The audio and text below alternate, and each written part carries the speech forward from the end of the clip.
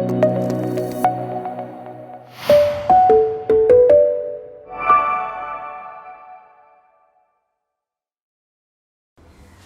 so today we are going to study the poem Where the Mind is Without Fear. This poem is written by Rabindranath Tagore. So before we go ahead with discussing the poem, I would first like to discuss something about the poet. So Rabindranath Tagore, he was the first non-European to have won a Nobel Prize in Literature in 1913. This poem is taken from his Nobel Prize winning works named Gitanjali. Now, as we all know, Tagore belonged to an era where we Indians were struggling for our freedom from the British. So in this poem, he is praying to the God and he expresses his wish for a free nation. And by this, I mean not only political freedom from the British, but he wished for social, educational and economic freedom for the people of the nation.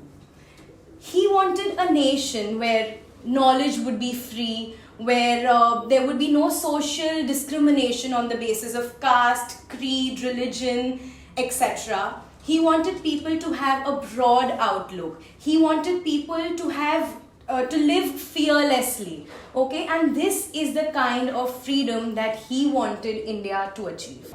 Okay, now let's move ahead with the explanation of the poem. The poem is on page number 3 of your textbook. So please keep your textbook open in front of you and have a pencil. If in case you haven't purchased your textbook yet, please copy down the poem. Okay, so it's easier for you to refer to the poem and listen to the explanation as well. And also please note that you have to write down the important meanings that are going to be discussed while this explanation is going on. Now let's go for the explanation line by line. The first part, where the mind is without fear and the head is held high, where knowledge is free. As we all know, Indians had to struggle a lot during the freedom fight, alright?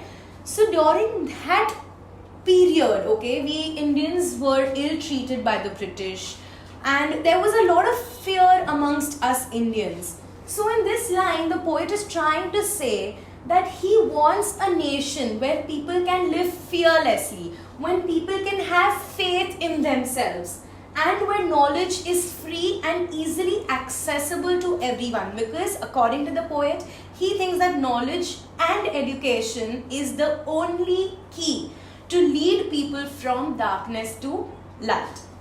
Next, where the world has not been broken up into fragments by narrow domestic walls. So broken up into fragments. Fragments means small pieces. And narrow domestic walls means the division of the society on the basis of caste, creed, religion, etc. Please write down these meanings. Fragments, small pieces, and narrow domestic walls, division of the society on the basis of caste, color, creed, etc. So here the poet is saying that he wants to live in a world where the society is not divided and everyone lives unitedly. Next, where words come out from the depth of truth. Here the poet is trying to say that he wants a nation where people can express themselves, when people can say what they actually feel, when they are truthful to each other, and he wants that people should say nothing but the truth. Where tireless striving stretches its arms towards perfection. Tireless striving here means continuous efforts and struggle. Stretches its arms means aims at achieving a goal. Please write these down. So here the poet is saying that he wants a nation where people are putting in continuous efforts and struggle to achieve their aim of perfection. Next, where the clear stream of reason has not lost its way into the dreary sand of dead habit. Dreary means extremely dull, depressingly dull. And dead habit here means old traditional rituals and customs. You can say superstitions that are harmful to the society. Please write them down. Dreary means depressingly dull, and dead habit here means all the traditional rituals and customs that are harmful for the society. So here the poet is saying that he wants people to have the power of reason and not just give in to the superstitions of the society. Superstitions, at that time there was sati, untouchability, etc. So Tagore was completely against these superstitions, and all he wanted was to have a nation where people had a broadened outlook, where people would not give in to these superstitions, okay? Where people would take decisions by themselves. Next, where the mind is led forward by thee. Thee here means you, and by you he is directly praying to the God. He is telling God that the mind should be directly led only by you. Where? Into ever widening thought of action. Ever widening means becoming bigger and wider. So he is requesting God to lead our minds to a place where there are bigger thoughts, where there is bigger action. Into that heaven of freedom, my Father, let my country awake. My Father here again means God. So he is directly praying to the God, and he is asking him that he wants his country, his people, his countrymen to wake up from their sleep and experience the heaven of freedom. The heaven of freedom here means not only political freedom from the British, but also all the social, educational, economic freedom that he has expressed in this poem. He wants them to experience the feeling where the freedom where there are good thoughts, good deeds, good actions, etc. Now you must have understood the entire explanation of the poem. Now from your exam point of view, another important aspect that you all need to know is the figures of speech of the poem. So now here we are going to go and learn the figures of speech line by line. Please, I request you all to make a note of each and every figures of speech in your textbook itself. Okay. Where the mind is without fear and the head is held high. So this can be alliteration because the sound of letter H is repeated for poetic effect. This can also be a synecdoche, okay, because here mind and head refer to citizen. They are parts of the body, but they do not exactly mean mind and head, but they refer to a citizen as a whole. Where the world has not been broken up into fragments. This is a hyperbole because it's an over-exaggerated statement wherein the world has been broken up into fragments by narrow domestic walls. So this is a metaphor. There is an indirect comparison between the narrow domestic walls and the narrow thinking of people. Where tireless striving stretches its arms towards perfection. So this is a personification because the inanimate object striving is given the human quality of stretching its arms. Where the clear stream of reason has not lost its way. So this is again a personification where the stream is given the human quality of losing its way. Also this is a metaphor because the clear water in the stream is indirectly compared to the clear mind, clarity of mind of the people. Into the dreary sand of dead habit. This can be alliteration because the sound of letter D is repeated for poetic effect. Also, this is a metaphor again because there is an indirect comparison between the dreary desert sand and the dead habit. Into ever widening thought and action. This is an antithesis because thoughts and action are two opposite ideas and they are expressed in the same sentence. Into that heaven of freedom, my Father, let my country awake. Now here we have multiple figures of speech.